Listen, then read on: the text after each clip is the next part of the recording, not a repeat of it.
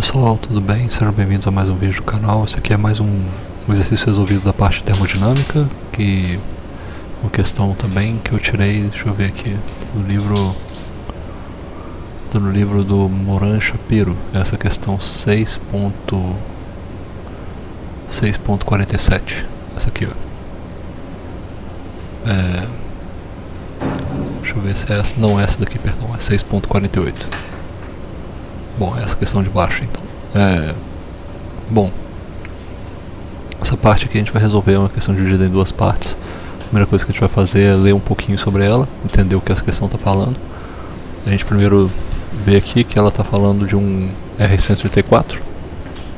É o R134 contido em um conjunto cilíndrico de pistão, expandido rapidamente no estado inicial em que a temperatura é igual a 140 graus Fahrenheit e a pressão é igual a 200 libra-força por polegada ao quadrado, até o estado final em que a pressão 2 é igual a 5 libra-força por polegada ao quadrado, ou seja, ele cai a pressão, a mesma coisa que acontece em turbinas, né? Isso aí, esse estado inicial dele aqui, ó, é muito característico a gente falar esse estado inicial para um vapor superaquecido, tá? Os valores estão muito redondinhos, então isso aí deve ser um vapor superaquecido, que ele se expande, e aí na hora que ele se expande até se tornar um líquido saturado, vai expandir até essa pressão mais baixa aqui de 5 psi, tá, beleza?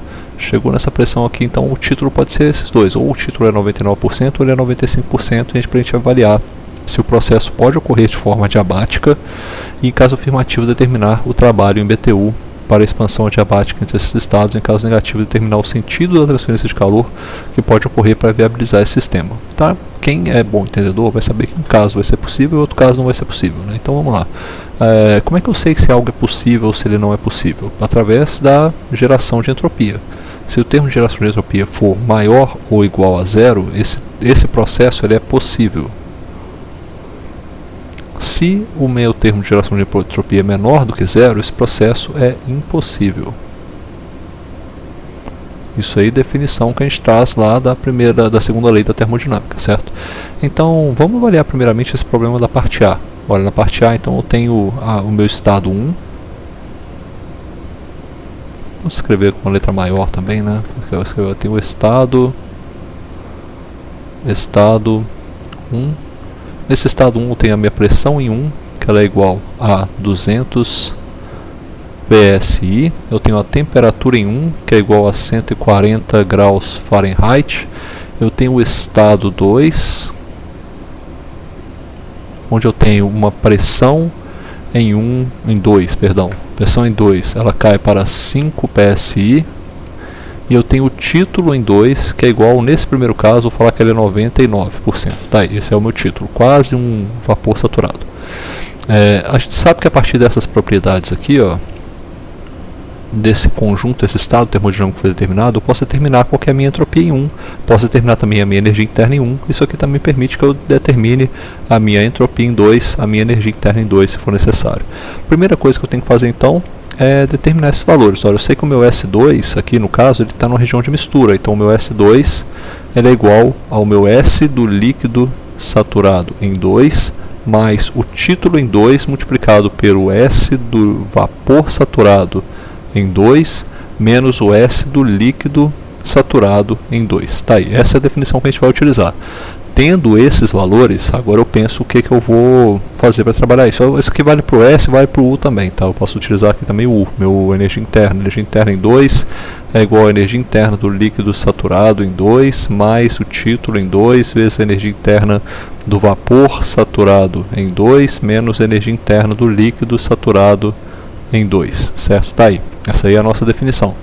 Tendo esses valores, agora eu consigo trabalhar com as minhas equações e saber o que está acontecendo. A equação que eu vou trabalhar aqui no caso, primeiramente, para saber se o processo é possível, é aquela que vem lá, o balanço da entropia para a segunda lei da termodinâmica. Por esse balanço da entropia, eu vou sair com essa formulação aqui, ó. A minha variação da entropia era igual à integral do calor trocado sobre, esse aqui é um diferencial exato do calor, sobre a temperatura, isso aqui é ao longo de uma certa fronteira, mais a taxa o termo de geração de entropia. Para esse caso, eu não tenho a massa do meu sistema em hora nenhuma. Então eu vou fazer o seguinte, eu vou dividir essa equação toda, vou dividir ela toda pela massa, tá? E eu vou trabalhar com ela dessa forma aqui, ó. Vai ser a minha entropia, e a variação da minha entropia específica é igual à integral fechada desse termo de troca de calor sobre a massa, dividido pela temperatura da superfície, mais o termo de geração de entropia dividido por m. Aqui não tanto faz, meu termo de geração de entropia, a massa é sempre positiva, então se a geração de entropia sobre a massa é maior do que zero ou igual a zero, o processo é possível, se ela for menor do que zero, o processo é impossível. Então continua valendo a mesma coisa, só mudei para não ter que trabalhar com massa nesse problema. A massa não afeta a minha decisão nesse caso, é independente da massa. Bom, então vamos lá começar a trabalhar, né? Se ou por eventualmente ele quer saber se o processo for adiabático, seria possível, ele está dizendo isso aqui, ó, se isso daqui for igual a zero, esse termo vai ser maior do que zero ou vai ser menor do que zero? Então, primeiramente, a gente faz isso, né? A parte A é fazer isso para essa região onde eu tenho, fazer esse estudo aqui para onde eu tenho esse título igual a 0,99. A parte B fazer esse mesmo estudo para onde o título é igual a 0,95.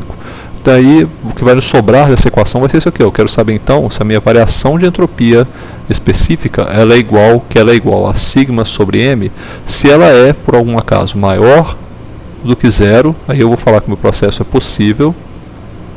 Na verdade, se ela é maior ou igual a zero é possível. Se a minha variação da entropia, que é igual a sigma sobre m, for menor do que zero, aí o meu processo é impossível. Se meu processo for possível, aí eu tenho que avaliar o trabalho. O trabalho é o quê? A variação do trabalho, olha só, avaliar trabalho. Aí eu uso a primeira lei da termodinâmica. Primeira lei da termodinâmica. Essa variação vai ser como? Vou já apresentar a equação dividida pela massa, tá? Então vai ser aqui, ó, a variação da energia total é igual ao calor sobre a massa menos o trabalho sobre a massa. Nesse caso, eu já vou desprezar a existência de energia cinética, energia potencial, não vai existir nesse caso. Eu sei que a minha variação da energia total específica é igual à variação da energia cinética específica, mais a variação da energia potencial específica, mais a variação da energia interna específica. Mas esses termos de variação da energia cinética específica e da variação da energia potencial específica são iguais a zero. Estou desprezando eles na minha formulação. Ou seja, eu fico só com isso aqui, ó, a variação da energia interna ela é igual ao trabalho a menos o trabalho sobre a massa. Por quê? Porque eu também desprezo isso aqui. Eu falo que meu processo é adiabático. Então, a solução que eu tenho no meu problema, eu vou acabar trabalhando com unidades, né, nesse caso está em sistema internacional, então é sistema inglês, então vai ser BTU por libras. Né? Então, eu vou ficar com W sobre M é igual a menos U2 menos U1. É isso aqui. Ó. Essas aqui são as fórmulas que eu vou utilizar então. Primeira coisa que eu tenho que definir. Eu tenho que definir isso daqui, ó. Deixa eu pegar. Eu tenho que definir esse termo aqui, ó. Para os meus processos. Esse e esse. Eu tenho que definir a minha variação de entropia. Isso daí é só, para esse caso, é só pegar os valores lá das entropias nas tabelas e colocar aí e ver o que dá. Para esse caso aqui, ó, é só para o caso se eu tiver o processo possível, eu avalio ele sendo adiabático, eu avalio qual que é o trabalho. Não vou fazer isso na mão, né? Eu vou fazer mais uma vez utilizando o CoolProp. Só que o CoolProp tem um detalhe que é meio chato dele. O CoolProp ele funciona somente com unidades do sistema inglês, do sistema internacional, perdão. Então quando eu chamo o CoolProp, ele está aqui, tem algumas coisas que até nem vou precisar, que eu chamei, mas eu não vou precisar. Por exemplo, o Matplotlib, eu vou precisar só do NumPy mesmo. Eu criei algumas rotinas de conversão de unidades, que assim, para me facilitar, porque quando eu for entrar com os dados no CoolProp, aí eu vou utilizar essa conversão de unidades. Saíram os dados do CoolProp, eu converto elas para o sistema inglês novamente. Então tem essas conversões, ó, Fahrenheit para Kelvin, Kelvin para Fahrenheit, Rankine, né, que é aquela escala, isso aqui também eu escrevi errado, mas eu estou colocando aqui, eu coloquei graus Rankine, mas é que às vezes eu estava com o exercício trabalhando antes, e eu tinha escrito Rankine, mas na verdade é o grau Rayleigh, então vou tirar ele daqui, ó. tirar isso aqui já, porque eu não estou usando mais, porque eu escrevi no enunciado errado e eu sempre confundo Rankine com Rayleigh, que eu estou tirando essas coisas daí, tá? Então Rankine também, conversão de Rankine para Kelvin, conversão de pressão de PSI para Pascal, conversão de Libra para quilograma, conversão de BTU para Joule, conversão de Joule para BTU, conversão de BTU por Libra para Joule por quilograma, conversão inversa também, conversão de, no caso da entropia, né, ou calor específico, né, que acaba sendo as mesmas unidades, BTU por Libra vezes Rayleigh, ou por Joule por quilograma Kelvin. Isso daí tudo, gente, foi só para eu poder utilizar ao longo da solução. Eu já coloquei isso daí, tá? Quem quiser depois eu posso mandar, ou vocês podem dar o pause aqui no vídeo também e ver como é que são feitas essas conversões. Só reescrever no código de vocês vão ter a mesma coisa. Tendo essas informações aí, agora começa o meu problema. O meu problema começa dessa forma. Meu fluido é o R134A, eu tenho essa temperatura inicial de 140 agora graus Fahrenheit, tá? E a pressão inicial é de 200 psi e eu termino com essa pressão final de 5 psi. E eu sei que o primeiro problema, a parte A, o meu título é 0,99. Esse é o meu título. E aí eu faço essas minhas conversões. Ó, eu vou utilizar o Coolprop aqui para baixo. Eu já fiz isso antes, porque igual eu falei, eu tô meio pegando a manha no Coolprop também. Então essa parte eu já fiz antes para eu evitar os erros. Eu tive um monte de erro quando eu estava fazendo isso aqui, tá? Senão ia ficar chato o vídeo também. Então o que eu fiz aqui? Eu converti todo mundo para sistema internacional, tem essa marca SI, tá vendo? Converti Fahrenheit para Kelvin, PSI para Pascal. Aí eu calculei qual a minha entropia específica no sistema internacional e minha energia interna específica para o processo no estado 1. E aí depois eu fiz a mesma coisa para o estado 2, só que agora no estado 2 eu tenho essas fórmulas, né? Eu tenho a fórmula do título, né? Tá vendo aqui, ó, onde eu tenho que calcular a entropia específica a partir dos dados de líquido e de vapor saturado que é dado em cima, tanto para a entropia quanto essa parte de baixo que é feita para a energia interna. E aí eu calculo, olha, calculei o S2, calculei esses valores nas unidades do sistema internacional, usei as rotinas novamente para convertê-las de volta para o sistema inglês, ou seja, agora já está todo mundo de volta ao sistema inglês, ou seja, só virou sistema internacional quando eu estava utilizando o Coolprop. Saiu do Coolprop, já é sistema inglês novamente.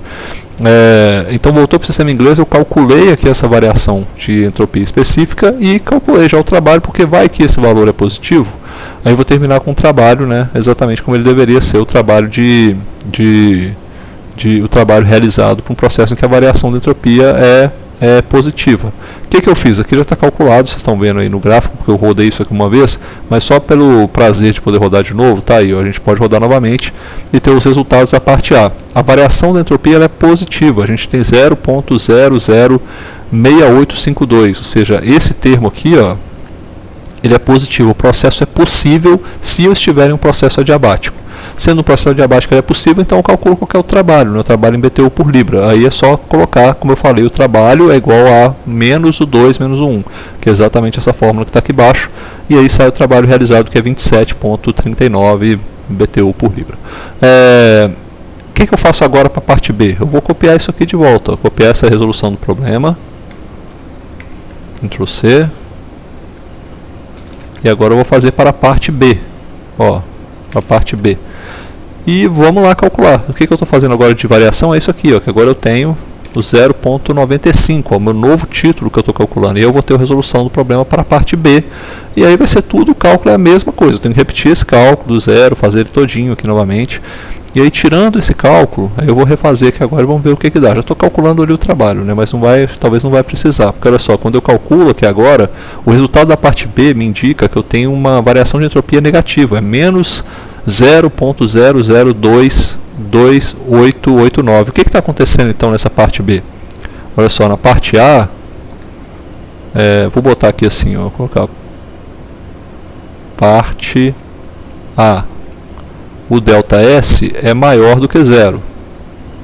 Processo adiabático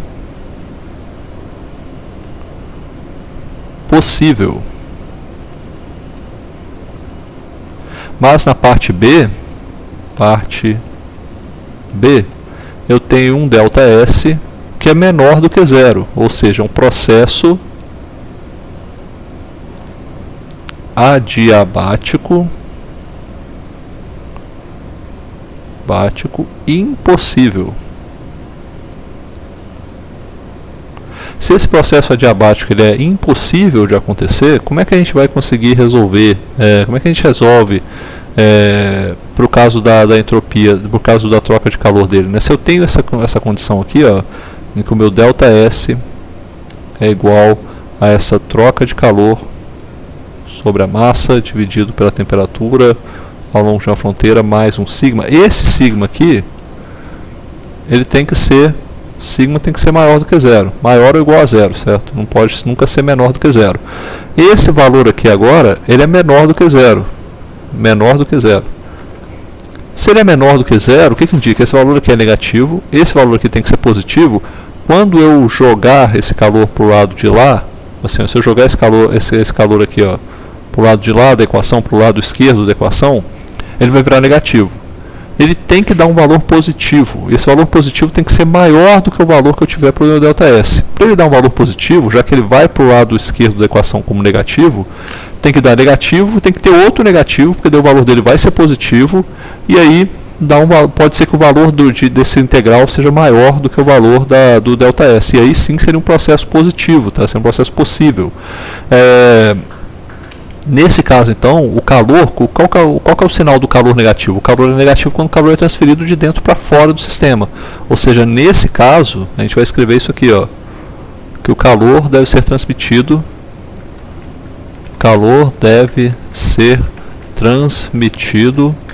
para fora do sistema. Beleza? Essa aí é a solução para que o processo seja possível. Tá, não precisa colocar isso aí não. Aí tá. Opa. Essa que é isso aí. Então essa daí resolve o nosso problema. A gente fica com a solução de um processo dessa forma, tá beleza? Eu vou copiar isso daqui e aí terminou o exercício. Espero que vocês tenham gostado. Até mais, pessoal. Um abraço.